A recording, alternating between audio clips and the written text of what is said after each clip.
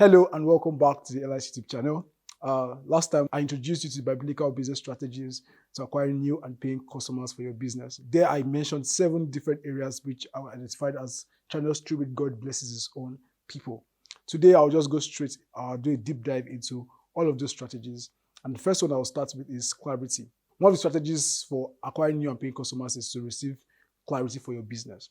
Clarity is very important because if you don't have clarity, you'll not be able to communicate clearly also what's your vision, your mission, and the value proposition that you have is to your customers. In the book of Luke chapter 4, we find Jesus Christ going to the mountain to go and pray. He fasted for 40 days and 40 nights. And by the time he was coming back in verse 18, he says that the Spirit of the Lord is upon me because he has anointed me to preach the gospel, to heal the sick, and to preach the acceptable year of the Lord, and all of that.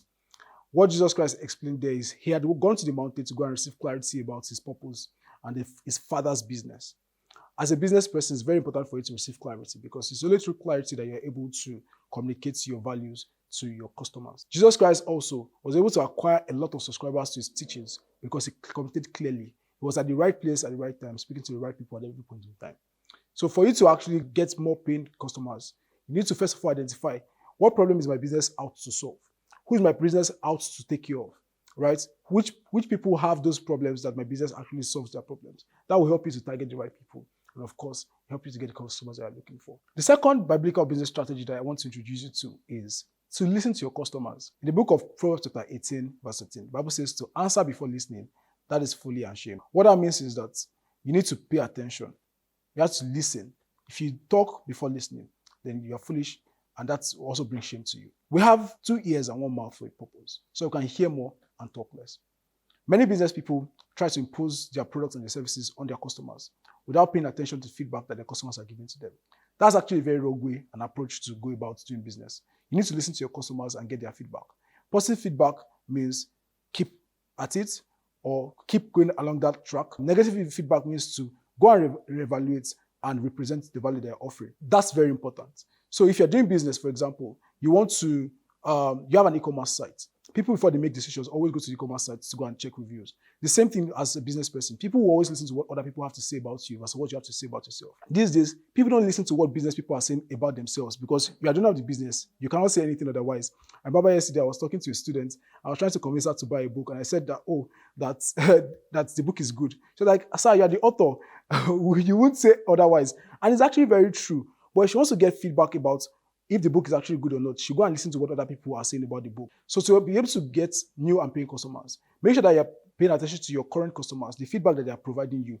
And based on that feedback, continue to improve. When you improve on the feedback that your current customers are giving you, they become your evangelists. If they enjoy your product and your services, they tell other people about it. But if they don't enjoy your product and services, the same way they say good things about your products and services, that's the same way they carry negative news. And once they carry negative news, your customers will begin to drop, and people will not come and purchase or acquire things from you. So in order to be able to get new and paying customers, you need to pay attention to listening. You need to concentrate on your current customers, listen to them, and work on the feedback that they provide to you, whether positive or negative, and make your decisions based on that. That's more like data-driven business decisions. What are the customers saying? What do they want to do? What do they want to see me improve upon? And upon that, you should improve. The third strategy is to pay attention to numbers. The Bible says in Proverbs chapter 27, verse 23, that you pay attention to your flock, right? It's very important for you to pay attention to your customers. In this case, I'm referring to customers as flock, right? You need to know when one is missing. You need to know the state of your customers. The man who left in a night ship and went after one, he knew that one was missing. If he didn't know the number of flock he had, he would have known that one was missing. It's very important for you to know how many customers you have. When did they come? How did they come? What did they buy often? At what time did they buy those things? It's very important to have all those details, right? To have very reliable data on the activities of your customers, the engagement of your customers with your product and services. That will help you to make very informed decisions. When one person stops buying from you, you also know. When a particular product or service is no longer top choice, you also get to know. So it's very important for us to know the state of your flock, to know the state of your customers, to know which products is actually moving and which one is not. The fourth one I also talk about is to have a feedback system that you can trust. When Jesus Christ gathered the disciples together and he was asking them, who do people say I am? He was trying to get feedback from them. It's very important for you to have feedback. Know what customers are saying and people are saying about your product and services. On social media and digital marketing, there are things called social listening tools, right? Which you use to listen to what people are saying about your product and services. That's very, very important so that you know what people are saying about you and you can know, because most times, if people tell you that stop bleating, the chances are that you're a goat. People say things as a reflection of what they think about you. So it means that you're probably communicating the wrong message. But if you have a feedback system that you can trust, and people are telling you this is what people are saying outside, you can know how to properly adjust yourself and adjust your product and your services to suit, your customers. I'm not saying that you should always, pay attention too much to what people are saying, but that's also very important as a business person as far as selling products and services are concerned. The other one is to turn your customers to evangelists. When Jesus Christ healed some people in the Bible, he asked them to go and tell other people. That helped Jesus Christ to gain more traction to his healing ministry, right? So people heard about Jesus Christ coming and they said, oh, that man that healed that man that day is also coming to this place, and they prepared themselves to receive him.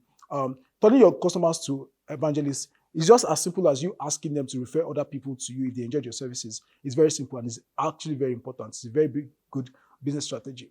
Another thing you should do is, very importantly, don't make logical decisions every time. This life is not about logical decisions. Sometimes you have to make some very important decisions by spiritual inspiration. As a Christian entrepreneur, you need to pay attention to the spirit. J.D. Rockefeller in his lifetime never made any wrong investment decision. Even when everybody was investing in Titanic, because Titanic was going to be like a very, very big investment instrument for people to become very prosperous in those days. J.D. Rockefeller did not put his money because he received direct instructions from God not to. It's very important for us as Christians to also pay attention to the spirit. Don't always make logical decisions. The Bible says that you should trust in the Lord with all your heart and lean not upon your own understanding. In all your ways acknowledge him and he will direct your path. That's very important because many times as Christians, we tend to be too logical. We tend to rely on our understanding. We try to rely on what the Wall Street is saying. We are listening to what Forbes is saying. You're listening to what all these magazines on entrepreneurship are saying. I'm not saying that you should totally discard them, but you don't rely on them. Don't put your trust in those things, but rather you should put your trust in God. The final thing I'm going to say is to sow here and there. Right? As an entrepreneur, don't rely on one single platform to reach out to your customers. Try here and there because you never can know where you get your customers. Don't say, oh, my customers are only on Facebook. Try Instagram. Try Twitter. Try different platforms and make decisions based on that. Because at the end of the day, you never can tell where your revenue is going to come from. So those are the things I just want to share with you on biblical strategies for building new and paying customers. If you need more detailed conversations around this, you can actually subscribe or send me an email and I'll send you my ebook on this particular subject. Thank you so much for watching this video. I hope you've been blessed. If you have not yet subscribed, liked, and turned on the notification for this video or for this channel, I think you should do that now. Thank you. Till I come your way next week, God bless you.